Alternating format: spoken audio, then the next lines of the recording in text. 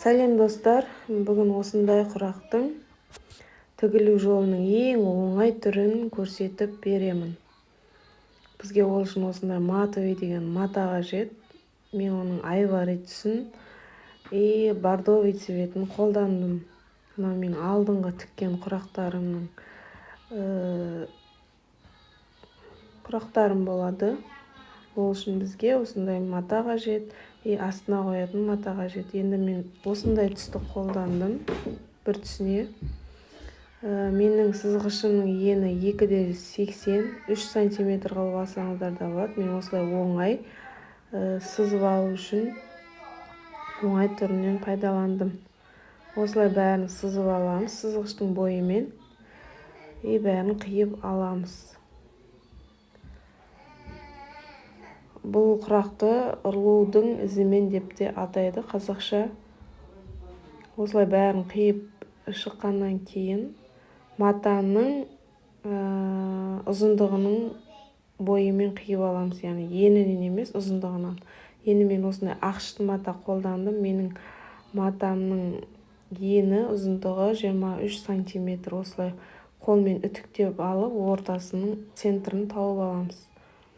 Мен ортасына осындай қиып алған ленталарымды қолдандым. Яғни осылай ортасына да осы ленталардан қолдана беремін. 2-3 сантиметрдей болатындай етіп қиып алдым. Сосын бұрыштарын жаңағы мен үтіктеп алған сызықтарға келтіріп аламыз. Енді бірінші ақ түс қолдандым, одан кейін екінші түсін қолданамын. Үшінші қатарына осы қызыл түстен қолдандым. Төртінші қатарына ақ түс қоямыз, яғни ізбе-із тігіп кете береміз, яғни аттап кетпейміз, ізбе-із тіге береміз. Бұл жаңағы ұлудың ізімен деген құрақтың ең оңай түрі. Одан кейін бордовый тұрғаннан кейін енді ақ түсін қолданамыз. Қараймыз, енді бордовый тұрса, онда ақ түсті қолданамыз. Енді одан кейінгі түс ақ болғандықтан бордовый түсін қолданамыз. Осылай алдыңғы тіккен лентамызға қарап отырып тігерім. Енді ақ болғандықтан бордовый түсті қолданамыз. Осылай тігіп кете береміз. Ізбес, енді ортасы ақ, бордовый цветті қолданамын. Түсті қолданамын. Одан кейінгі түсте солай болғандықтан ақ түсті қолданамын. Осылай ізбес қарап отырып тіксеңіздер, ұлудың ізімен деген құрақ пайда болады.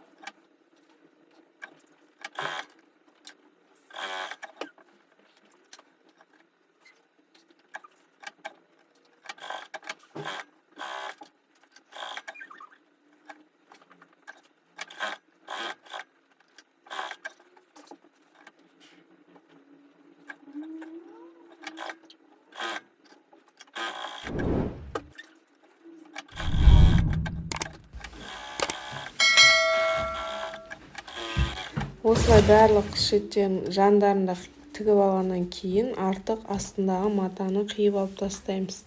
Сол кезде біздің құрағымыздың ені ұзындығы 21 сантиметр болып шығады. 21 сантиметр шықты, мінекей. Біздің алдағы уақытта каналымда басқа видеоларды көргілеріңіз келсе, менің каналыма тіркеліп лайк басуды ұмытпаңыздар.